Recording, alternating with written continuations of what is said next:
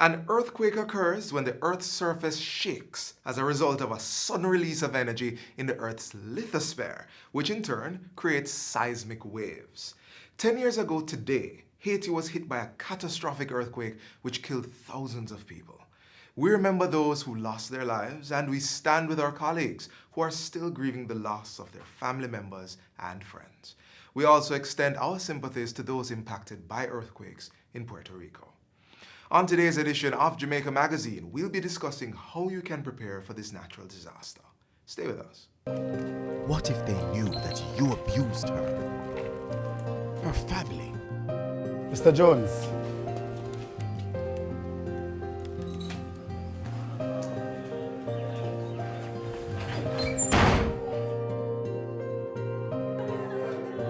And your colleagues, how will they look at an abuser?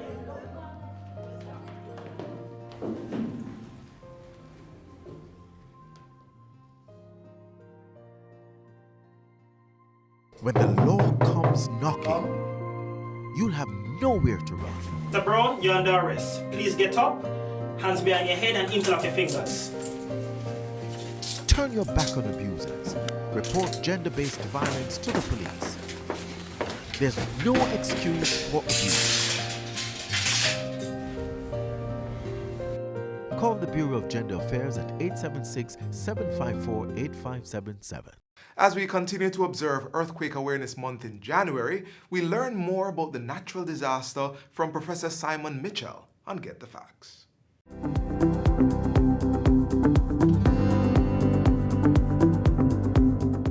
Welcome to Get the Facts, a program that provides you with information on government's policies and initiatives. I'm your host, Enthros Campbell, and today we're talking about earthquakes. Jamaica has experienced two major earthquakes, 1692 and 1907, and this resulted in extensive loss of life and damage to property. We continue to feel some tremors now in Jamaica, but how prepared are we for an earthquake? To help us better understand this question and many more is Simon Mitchell, Professor of Sedimentary Geology and former head of the Earthquake Unit at the University of the West Indies. Professor Mitchell, welcome to the program. Thank you for being here. So good to have you. Let us start with the Earthquake Unit at the University of the West Indies. Tell us, what do you do? Okay, well, the Earthquake Unit is a research unit, so it actually does research on all aspects of seismology within Jamaica. So that means things like recording earthquakes as they occur, undertaking studies across Jamaica to basically understand how at risk we are, monitoring our extensive network. We have an extensive network of sensors across the island, and other aspects of research. We get involved with people in Jamaica doing research, we get involved with people outside of Jamaica doing research, and also another very important one, of course, is talking to the public. And making sure the public understand about earthquakes. I'm happy about that spot. I was going to ask you, research is not just within the walls of the university, but you do go outside and talk with people, because we want to come back to talk a little bit more about how you help us, the unit, yes? Yes. So you have centers across the country, and you do research, like collect data from persons, yes? Yes, we do indeed. All yes. right, okay. Tell us though, we're focusing on Earthquake Awareness Week this week in Jamaica. We are indeed, yes. Yes, but why should we be concerned? Yes, we've had two major earthquakes, but why should we be concerned, Jamaicans be concerned about earthquakes? Well, we sit on the northern margin of the Caribbean plate, and the Caribbean plate is moving relative to the North American plate at about 20 millimeters a year. So you think 20 millimeters, something like that. Yes. So each year, Jamaica moves relative to North America, and that stress that is created in that movement builds up over time. Now 20 millimeters might not seem much in 1 year, but if you start talking about 100 years, 1,000 years, think about how much motion that is. Now rocks don't just slip by each other. What happens is that builds up as a stress within the rocks, and eventually what happens is it's released as an earthquake. Yes. So that is released as an earthquake. Now, because we're on this big long fault zone, it extends from Central America all the way across to Puerto Rico. Earthquakes can occur anywhere along that. Just a few years ago, we had one west of Jamaica, which gave us a tsunami alert. Yes. We obviously remember the Haiti earthquake, and this week we've also had earthquakes in Puerto Rico. So it's showing us that this whole fault system can move at some point. It's moved before in Jamaica. It will move again. Yes. Now, the problem is we can't predict when it will move. So what we have to do is to be ready for when that actually happens. We're going to come back to that, being ready. But so you said we've had some tremors in recent years. In this year, we've had. Oh, yeah. How many have you measured? Tremors? We measured about 154 in Jamaica. Right. Yeah, but they're smaller lots of them. Yes. When do we move from a tremor to an earthquake? Well, they're all the same thing. It's just that less energy is released. And typically most of our earthquakes are below 3. So they're quite small when we talk about 3. Now, we sort of say magnitude 3, magnitude 4, magnitude 5, these sorts of things. It's a logarithmic scale. So from 3 to 4 is 10 times. From 3 to 5 is 100 times. Yes. From 3 to 6, it's 1,000 times. So it's up in 10 each time. So that you can see that a small one is a small one, but as the numbers get larger, the amount of energy is actually very, very much more. So how large can the numbers get? Well, we can get up to about 9. We can get up to Not 9. So 3. in Jamaica. Not in Jamaica. Why not? We haven't really got the right sorts of faults. We think that we might get to 7 or 7.5. Okay. And it's probably the very big ones where in the high 6s, 6.8 or 6.9, up to 7 or 7.1. So when we're talking about the Port Royal one, Port Royal earthquake, or the Kingston earthquake, they were probably of that sort of size. You were 7 at the... About yes, 7, yes, something yes. like that. We didn't have measurement devices in those days, so we have to look at the damage that was done to estimate what we think the energy was. So talk about the release of the energy within the earth. That's what an earthquake typically is. Yeah. So Jamaicans will say, oh, we've had 151 of the little ones, so that means we're releasing the energy, so we're not going to really have a big earthquake anytime soon. What do you think? It doesn't necessarily work like that, and I think a very interesting one is what's just happened in Puerto Rico. Yes. In the middle of December, they started getting small earthquakes, and from then to now, they've had 400 small earthquakes, and they've had 11 which are larger than magnitude 4, and of course a few days ago it culminated in that 6.4. That's 6.4. So while you can have situations where a small earthquake releases stress, a small earthquake can also put the stress onto another fault. Yes, yes. And that sort of can keep going until you get all the stress build up on one fault which fails. Yes, yes. Tell us about some of the lasting effects of earthquakes. Well, if you think about Jamaica, for a start, one of the reasons Jamaica is even here is because we have earthquakes. Because if you go back about 14 million years, it sounds a long time, but if you go back 14 million years, Jamaica was basically like the Bahamas, pretty much just a small set of keys at water level or just below water level. And it's the earthquakes that have actually uplifted Jamaica over time. And you look at Blue Mountain Peak, it's a long way up, but then there's an awful lot gone off the top of Blue Mountain Peak as well. So one of the big things is we actually do see that Jamaica has been formed from the earthquakes, the tectonic processes that go on. And this is a natural way that the world evolves. Yes. So now, earthquakes are good. Earthquakes are good in some ways and bad in other ways, yes. because of course the damage that they cause is one of the big problems. But they cause lots of serious issues. We're used to little landslides when it rains. Yes. But of course when you get very large shakes, yes, yes. you get very, very large landslides. Okay. And we believe that the 1692 earthquake is the one that caused Judgment Cliff to collapse. And that's a gigantic scar over in St. Thomas, which failed at that time or very shortly afterwards, but it was undoubtedly weakened by the earthquake. Okay, all right. There's much more to discuss, but let's take a break here and then we'll pick up with some preparation strategies. Stay with us.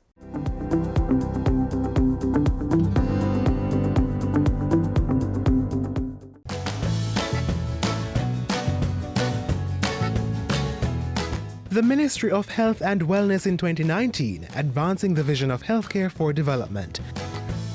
We have allocated resources to support the upgrade to catch up with the gaps that existed in our healthcare infrastructure.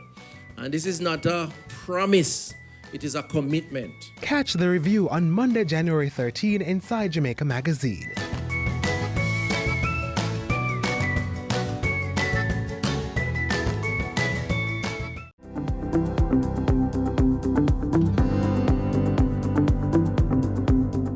Welcome back to Get the Facts. We continue our discussion with Simon Mitchell, who's Professor of Sedimentary Geology and former head of the Earthquake Unit, University of the West Indies.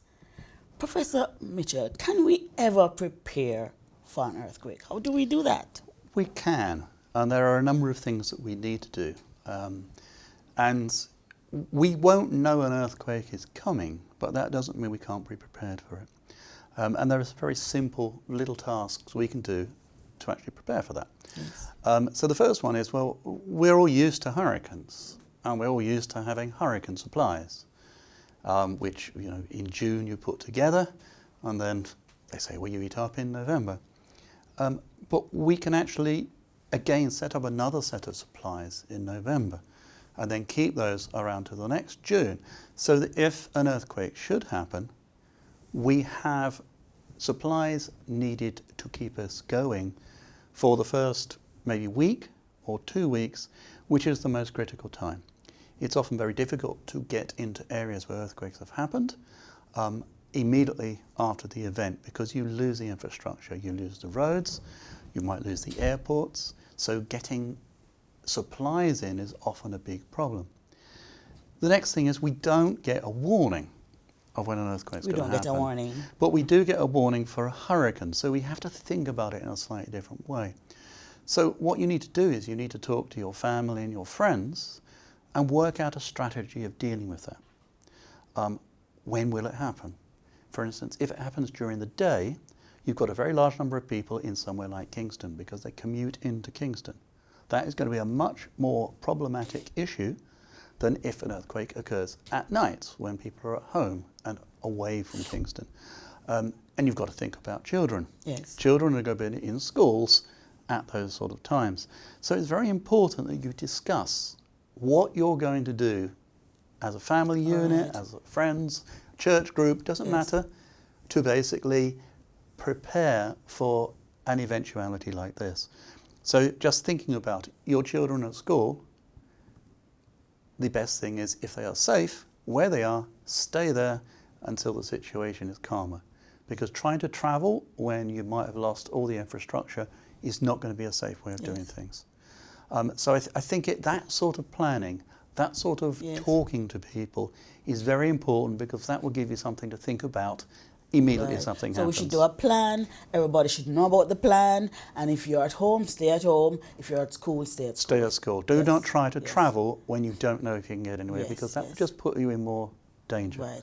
And remember, it's going to bring down, an earthquake will bring down things like power lines, you might have fires, so there's a lot of potential problems that are going to be out there, and you don't want to exasperate those if you can avoid it.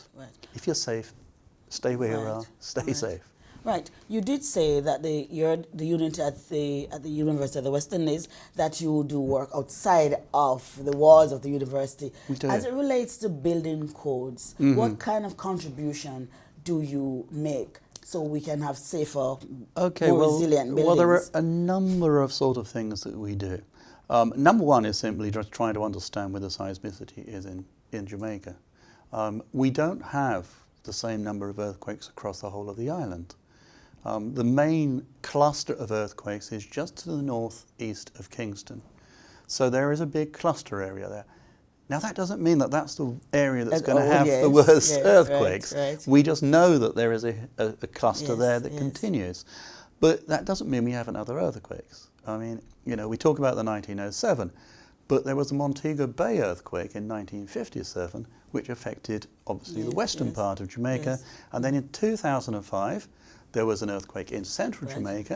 And 1993, some people will remember, Kingston was affected. So as it relates to building code, how does the unit help? That's number one, is where we're going to find these sorts of things. But you've then got to move on to start thinking about how are we going to build buildings that can withstand earthquakes? And that's the real big question. Now, the first thing is the geology affects the earthquakes. Not just the faults beneath, but the type of geology you're on. So, in other words, if you live across most of Jamaica, you're on limestone. Limestone's a stiff rock. It doesn't shake so much. It doesn't shake. Doesn't shake so much. Right. Okay. Now, if you're on soft rocks, clays and gravels, and of course those are the flat areas. Those are where Kingston is built. That's where basically south of Spanish Town, Portmore. They're all built on these. We want to talk now about the structure of the houses. What do we? What should we put in them to ensure that they're strong? Is that you must make sure you've got enough steel in them. So it's the strength that is the important thing. So you've got to design houses which are going to withstand the shaking that is likely in the place where you live. Yes, right. So the important one really is that you must make sure there's steel in there. If somebody is building your house for you, make sure they're putting the steel in. Steel, right. Because if you haven't got the steel, you've got problems. So can persons come to the unit and ask you for suggestions as it relates to the type of rocks that they might be building on? They certainly can, yes. Yeah, we certainly are interested in informing people, just as when an earthquake happens, we want them to tell us what they felt. How resilient is Jamaica to earthquakes? One of the problems with that, one of the real problems is that it's a bit like the sort of the thing with the hurricanes as well. We had Gilbert, and we didn't have anything for a long, long time. Yes. And then of course several came along, and we got a bit complacent about things. And I think this is one of the problems. If you do not experience frequent earthquakes, you end up with problems. But that doesn't mean we can't learn from earthquakes that happen elsewhere. Right. And so we team up with people in Chile, with people in Japan, and they come and help us in terms of our building codes. Okay. And part of that is an important thing. But I want to really say that building codes are only one thing. When we have an earthquake, we'll understand how different buildings survived, and that will enable us to reform and replace the building code where we need to. Okay, good. As we wrap now, tell us what's the most important message you'd want to leave to us Jamaicans at this time? Well, I think the thing is we are going to get an earthquake, and we won't have warning of it. So when an earthquake comes, you've really got to look after yourself. The important thing is your head. Your head is the most important part of your body. It is. Okay, there's no doubt about that. So protect your head. Protect your head. So the ideal thing is a wooden table. Get under a wooden table if you can. And hold it, because it will move in an earthquake. If you've got wooden door jambs, you can go under those. If you're near a building, try and get away from a building. If you're out in the open, it sounds funny, but lie on the ground. Because when the seismic waves come through, they make the earth move like it's an ocean. So protecting yourself immediately is the best thing to do. Professor Mitchell, thank you so very much for coming to share this useful information with us today. This has been Get the Facts with our guest, Simon Mitchell, Professor of Sedimentary Geology and former head of the Earthquake Unit at the University of the West Indies. An earthquake can occur in any kind of weather. In the event there is one, stay away from glass, windows, outside doors and walls, lighting fixtures, bookcases, and anything that could fall on you. In an earthquake, do what you're told. Drop, cover, hold. Until next time, when Get the Facts brings you another informative talk, I'm Anthros Campbell. Do take care.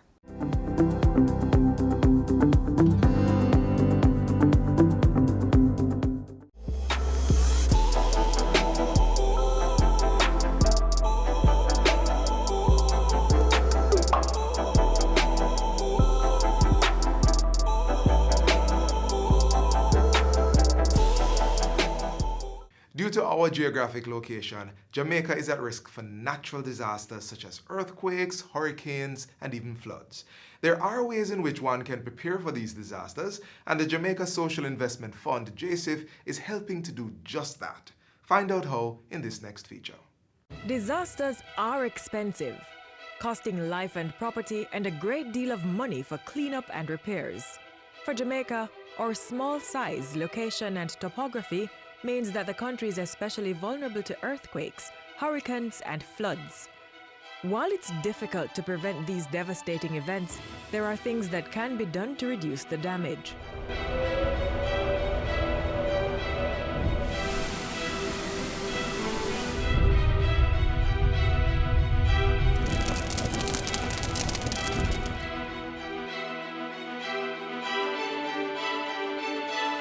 The Disaster Vulnerability Reduction Project DVRP, funded by the World Bank and implemented by the Jamaica Social Investment Fund, aims to strengthen the country's ability to withstand and recover from natural disasters.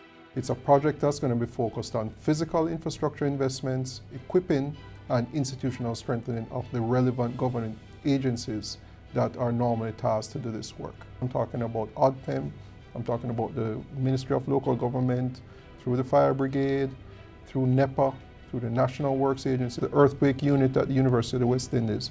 These are normally the agencies that have to respond when natural disaster strikes. Fire services are most critical in protecting life and property from not only fires but also other natural disasters.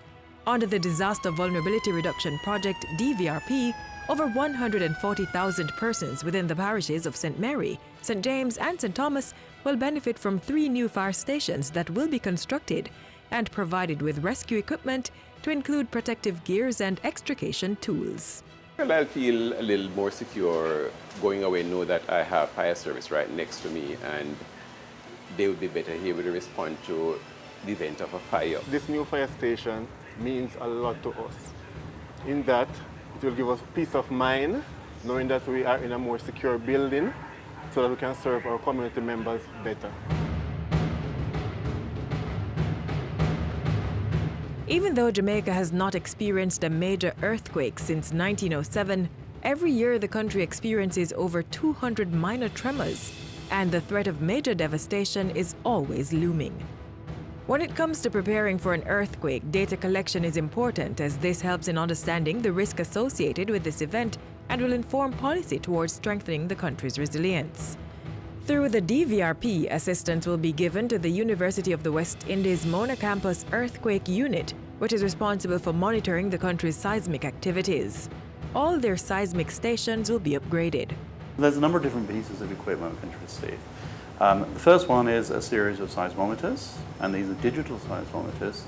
And these are to basically fit out the remaining stations with digital seismometers. So we're going to end up with those 10 stations completely upgraded, and then add an additional station to it, so an 11th station there. So we're moving from, we've got analog to digital. Additionally, we have a series of accelerometers. And the accelerometers do a different thing. The seismometers are there to record the earthquakes and they don't get triggered early on. The accelerometers are really there to tell us how the buildings shake. What is the severity of the shaking that goes on? And the importance of that is that a building will survive up to a certain amount of shaking and then it will collapse and then it will kill people. We obviously want to understand across Jamaica how the acceleration changes, how when you get an earthquake, the building shaking changes across the island. In an effort to address Jamaica's limited human capacity in the field of seismology, the project will fund a junior research fellow who will read for a PhD degree in seismology over a 3-year period and upon completion will be employed as a seismologist in the unit.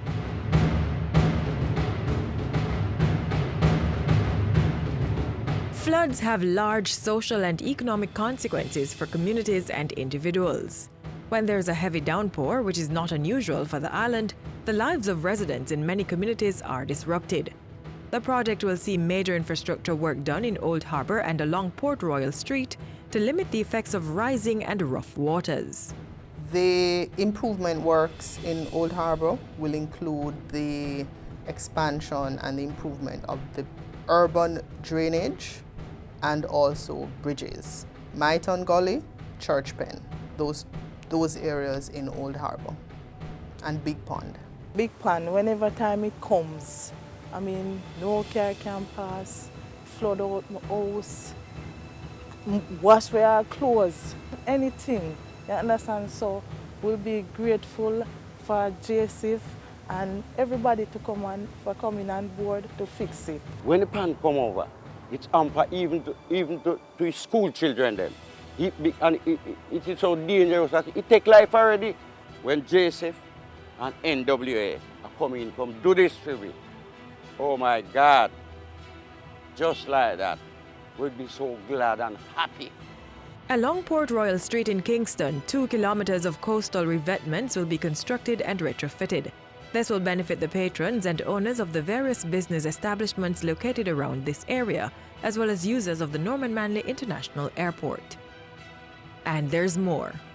There is also a very important, critical element of the DVRP, which is funding to support training on the building code. Jamaica is moving towards enacting a new code, and so it will be important that persons involved in the construction industry, the players in government, or professionals, engineers, architects, etc., are fully exposed and trained on this new building code, and the project will support that. The total cost for the overall project is $42 million and is expected to be completed by 2022.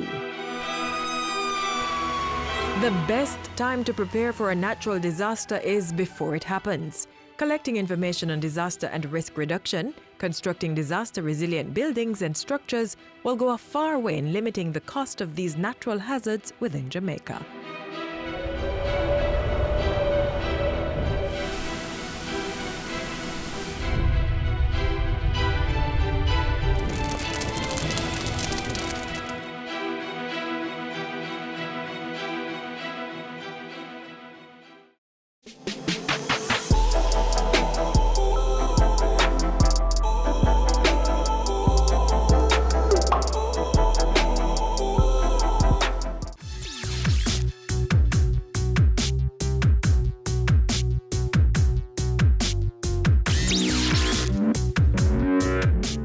The Caribbean has a long history of destructive tremors.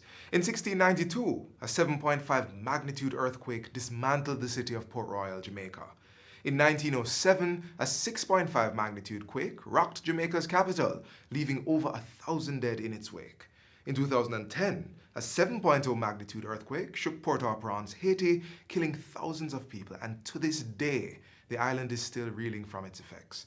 On Monday, Puerto Rico felt a 5.4 magnitude earthquake, and the following day, a 6.4 magnitude quake disturbed the entire eastern dead, with tremors being felt across many neighboring islands. Jamaica has also been experiencing slight tremors, the latest of which was felt on January 4. Now, while we can't prevent an earthquake from happening, we can all prepare for its impact. Let's practice the stop, drop, roll in the event of an earthquake, let's conduct more earthquake drills, and let's continue to build more resilient structures. Becoming more aware of how we can protect ourselves and our neighbors in the event of an earthquake is what we need to make Jamaica the place of choice to live, work, raise families, and do business.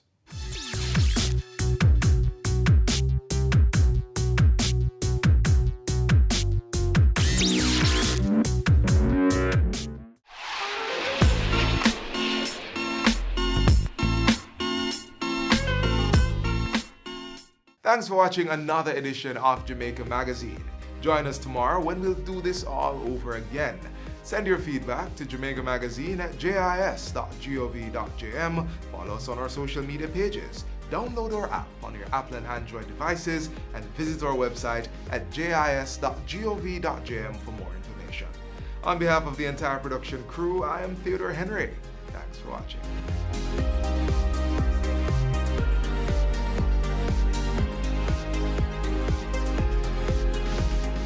This has been a production of the Jamaica Information Service. the voice of Jamaica.